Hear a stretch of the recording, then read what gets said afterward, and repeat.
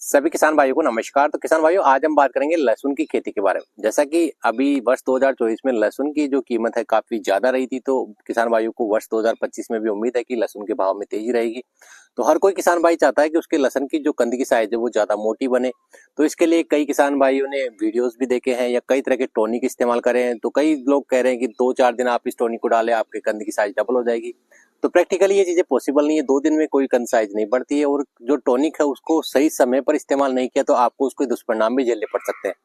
तो सबसे पहले तो किसानों को ये जानकारी नहीं होती है कि जैसे उनकी वेजिटेटिव ग्रोथ चल रही है उस समय आपको अगर ये कंद बढ़ाने वाला टॉनिक डालते हैं तो उसमें आपका पैसा वेस्ट हो जाता है, किसी प्रकार का आपको रिजल्ट नहीं मिलता है।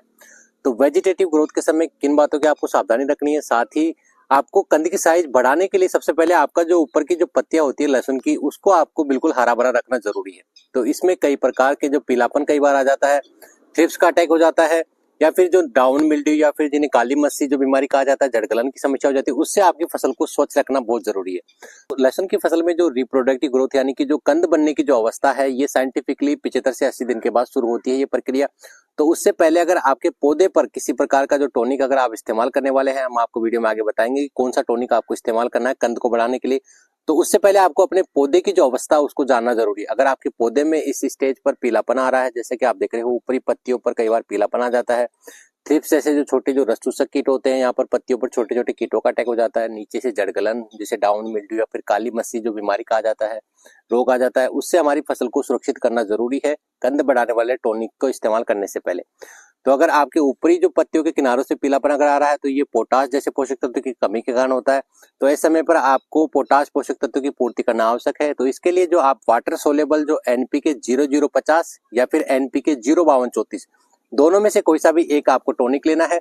इसकी 4 से 5 ग्राम की जो मात्रा है प्रति लीटर पानी में घोल करके अपने लहसुन की फसल पर आपको स्प्रे कर देना है, अगर ऊपरी सिरों से पीलापन अगर आपकी पत्तियों पर आ रहा है। दूसरा, अगर हम बात करें आपकी फसल पर इस समय पर अगर थ्रिप्स का अटैक हो रहा है, छोटे जो रस चूसने वाले कीट हैं उसकी वजह से भी पीलापन देखा जाता है, तो अपनी फसल को आप देख रेख करें। अगर रस चूसने वाले कीटों का अटैक हो रहा है तो उसको नियंत्रित करने के लिए आप जो इमिडाक्लोप्रिड 17.8% जो सिस्टमेटिक जो कीटनाशक होता है उसकी भी आप 1 ml की जो मात्रा है प्रति लीटर पानी में घोल करके आप अपने लहसुन की फसल पर स्प्रे कर दें। किसी भी प्रकार का जो थ्रिप्स है बिल्कुल खत्म हो जाएगा। अगला जो लहसुन की फसल में पीलापन आने का जो प्रमुख कारण होता है, हमारे जो कंद जो होता है उस पर कई देखते हैं तो फंगस लग जाता है, कई बार ऐसे जड़े जब निकाल के देखते तो कालापन आ जाता है, और तनों के आसपास भी कालापन होता है। जैसे फोटो में आप देख रहे हो, इसमें काली मस्सी बीमारी या फिर डाउन मिल्ड्यू से कहा जाता है।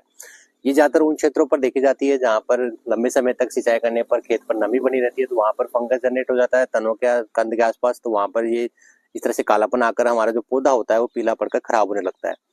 तो अगर आपके क्षेत्र पर इस तरह के जो लक्षण अगर आपकी फसल पर दिखाई दे रहे हैं तो इसको कंट्रोल करने के लिए आपको क्या करना है, किसी भी अच्छे सिस्टमेटिक फंगिसाइड का आपको स्प्रे करना जरूरी है। तो इसके लिए आप जैसे कि कार्बेंडाजिम 12% प्लस 63% मैनकोजेब का जो कॉम्बो टेक्निकल जो डब्ल्यूपी फॉर्म वाला जो सिस्टमेटिक फंगिसाइड होता है ये आप ले सकते हैं, या फिर जो मैनकोजेब 75% जो डब्ल्यूपी फॉर्म वाला जो सिस्टमेटिक फंगिसाइड होता है, दोनों में से किसी भी एक फंगिसाइड को आपको लेकर 2 ग्राम की जो मात्रा है प्रति लीटर पानी के हिसाब से घोल करके अपने लहसुन की फसल पर आपको स्प्रे कर देना है, काली मस्सी, डाउन मिल्ड्यू या फंगस जनित बीमारी को कंट्रोल करने के लिए। तो अब बात करते हैं आपकी सबसे पहले इन रोगों से और इन परेशानी से जो भी समस्या आपकी फसल पर, उसको आपने बचाव कर लिया। आपकी फसल जितनी हरी भरी रहेगी उतना अच्छा जो प्रकाश संश्लेषण अपने लिए भोजन जो बनाने का जो काम होता है फसल का वो अच्छे से होगा। तो उससे आपके कंद में जो टॉनिक आप डालेंगे वो कंद की साइज अच्छी बनेगी। अब बात करते हैं हमारी जो लहसुन की फसल इन रोगों से आपने सुरक्षित कर ली है, आपकी फसल 80 से 90 दिन के आसपास हो चुकी है। तो कंद की साइज को बढ़ाने यानी कि अभी जो रिप्रोडक्टिव जो ग्रोथ चालू हो चुकी है, तो उस समय जो टॉनिक आपको इस्तेमाल करना चाहिए कंद को बढ़ाने के लिए।